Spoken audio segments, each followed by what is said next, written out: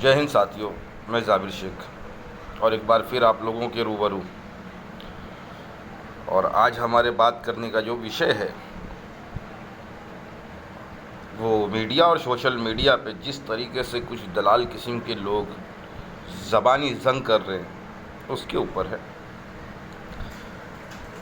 कि जैसा अभी आप देखेंगे, हरियाणा के अंदर किसानों की हड्डियाँ टूटी, लेकिन मीडिया के पास इतना समय नहीं था कि उस चीज़ को देश की जनता के सामने लाती, उसके ख़िलाफ़ आवाज़ बुलंद करती। लेकिन रिया चक्रवर्ती कितना घूंट पानी पी, कितने कमरे में थी, कब सोई, क्या खाई, क्या हगी, कितना हगी, कौन से कलर का करी, सारी चीज़ों की डिटेल ये दलाल और भाड़ मीडिया के पास थी।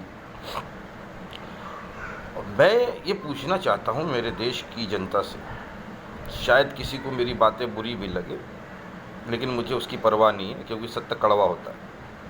क्या हमारे हिंदुस्तान के अंदर सिर्फ रिया चक्रवर्ती, सुशांत सिंह बस यही रह गया है और देश के कोई मसले मसाइल नहीं हैं, लोगों के कोई मसले मसाइल नहीं हैं?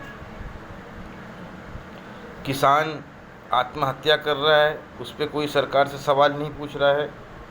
आए दिन लोग बेरोज़गारी की तरफ हमारा देश बढ़ते जा रहा है, उस पर कोई सरकार से सवाल नहीं पूछ रहा है।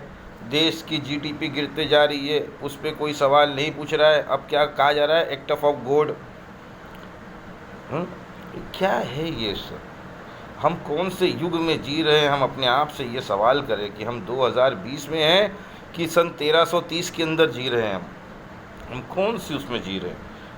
धीरे धीरे जितनी भी सरकारी चीज़ें हैं वो बिकती जा रही हैं, प्राइवेट सेक्टर में होती जा रही हैं। कुछ लोगों को, गिने चुने लोगों को सिर्फ फ़ायदा पहुंच रहा है, देश की आवाम को या देश की जनता को तो फ़ायदा नहीं पहुंच रहा है। इसका जवाबदार कौन है? बस जब इस देश के अंदर ये देखने को मिला है पिछले 6 सालों से कि जब भी जनता कोई सवाल पूछती है तो ये दलाल, ये भाड़ खाओ मीडिया उस चीज़ को इतना हाईलाइट करते हैं, किसी चीज़ को, कि लोगों के माइंड को डाइवर्ट कर देते हैं। अब आप ये देखें कि जब हमारी जीडीपी 23.9% यानी 24 के करीब हो गई थी, गिर गई थी, उसके बाद ही कंगना रनावत की एंट्री होती है। और ऐसी एंट्री कंगना रनावत की होती है कि देश की जीडीपी, देश के दूसरे हालात, सारी चीज़ों को एक साइड में रख दिया गया है। अब खाली आप चैनल चालू करो तो इतने बाई इतने कमरे में थी, ये पहनी थी, ये खाई थी, ये सोई थी, ये पहनी थी, ये हगी थी, ये मूती थी, सारी चीज़ों की डिटेल है। लेकिन आज 1 साल से ऊपर हो गया पुलवामा अटैक को, उसके दोषियों की खबर इनके पास नहीं है, दलालों के पास। जज लोहिया की हत्या हुई, मर्डर हुआ, उनके कातिलों की इन्फॉर्मेशन इन दलालों के पास नहीं है।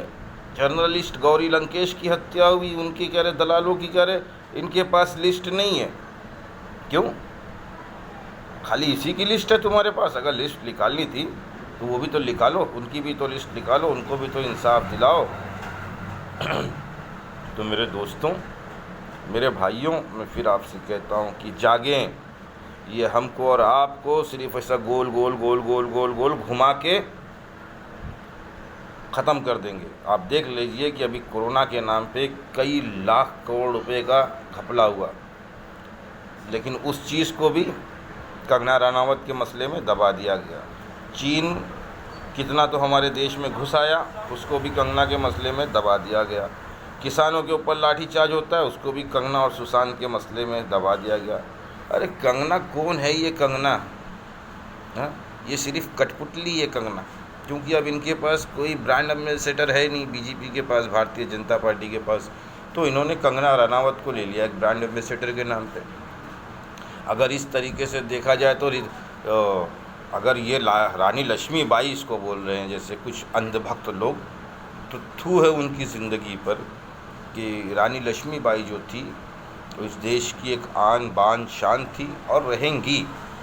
उनके पैर की धूल की बराबरी भी ये कंगना रनावत नहीं कर सकती। अगर इस तरीके से आप जोड़ने जाएंगे तो फिर आमिर खान तो मंगल पांडे हो गए, ऋतिक रोशन अकबर हो गए। तो किसी भी चीज़ को फिल्म से जोड़ना गलत है। इसे सड़ेले लोग से जो चंद पैसों पे बिकते हैं, जिनकी कोई औकात नहीं है, जिनकी कोई हैसियत नहीं है, उनको ऐसे महापुरुषों से कंपेयर करना ये तौहीन है।